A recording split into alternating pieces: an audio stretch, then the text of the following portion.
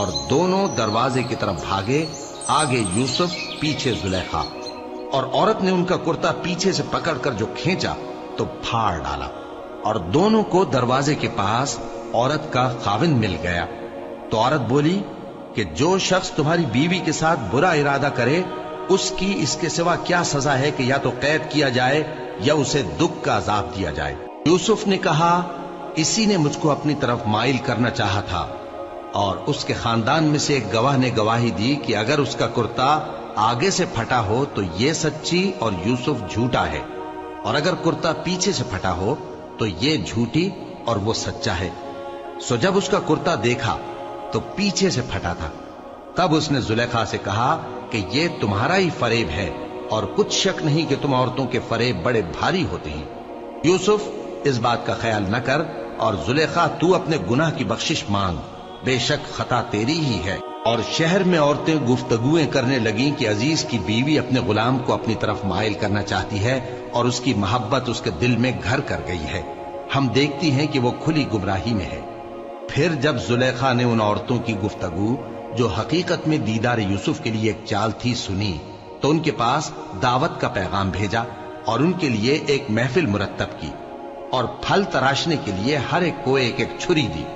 اور یوسف سے کہا کہ ان کے سامنے آؤ۔ جب عورتوں نے ان کو دیکھا تو ان کا روب حسن ان پر ایسا چھا گیا کہ پھل تراشتے تراشتے اپنے ہاتھ کاٹ لیے، اور بے ساختہ بول اٹھی کہ اللہ پاک ہے، یہ آدمی نہیں، یہ تو کوئی بزرگ فرشتہ ہے۔ زلیخا نے کہا،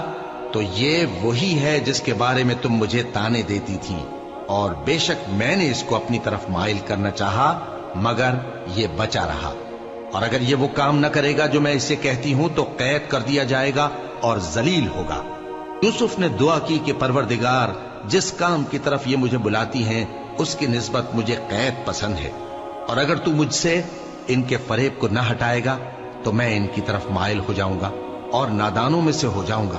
پس ان کے رب نے ان کی دعا قبول کر لی اور ان سے عورتوں کا داؤں ٹال دیا، بے شک وہی تو سننے والا ہے، جاننے والا ہے۔ پھر باوجود اس کے کہ وہ لوگ ان کی بے گناہی کے نشان دیکھ چکے تھے، ان کی رائے یہی ٹھہری کہ کچھ عرصے کے لیے ان کو قید ہی کر دیں، اور ان کے ساتھ دو اور جوان بھی داخل زندہ ہوئے۔ ایک نے ان میں سے کہا کہ میں نے خواب دیکھا ہے، دیکھتا کیا ہوں کہ شراب کے لیے انگور نچوڑ رہا ہوں۔ دوسرے نے کہا کہ میں نے بھی خواب دیکھا ہے، میں یہ دیکھتا ہوں کہ اپنے سر پر روٹیاں اٹھائے ہوئے ہوں اور پرندے ان میں سے کھا رہے ہیں، تو ہمیں ان کی تعبیر بتا دیجئے کہ ہم تمہیں نیکوکار دیکھتے ہیں۔ یوسف نے کہا کہ جو کھانا تم کو ملنے والا ہے وہ آنے نہیں پائے گا کہ میں اس سے پہلے تم کو اس کی تعبیر بتا دوں گا۔ یہ ان باتوں میں سے ہے جو میرے پروردگار نے مجھے سکھائی ہیں۔ جو لوگ اللہ پر ایمان نہیں لاتے اور آخرت کا انکار کرتے ہیں، میں نے ان کا مذہب چھوڑ دیا ہے، اور میں اپنے باپ دادا ابراہیم اور اسحاق اور یعقوب کے مذہب پر چلتا ہوں۔ ہمیں شایع نہیں ہے کہ کسی چیز کو اللہ کے ساتھ شریک بنائے، یہ اللہ کا فضل ہے ہم پر بھی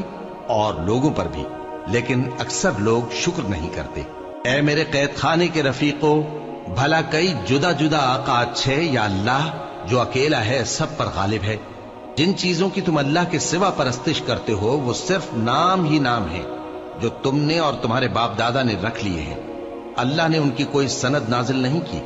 سن رکھو کہ اللہ کے سوا کسی کی حکومت نہیں ہے، اس نے ارشاد فرمایا ہے کہ اس کے سوا کسی کی عبادت نہ کرو، یہی سیدھا دین ہے، لیکن اکثر لوگ نہیں جانتے۔ اے میرے قید خانے کے رفیقو، تم میں سے ایک جو پہلا خواب بیان کرنے والا ہے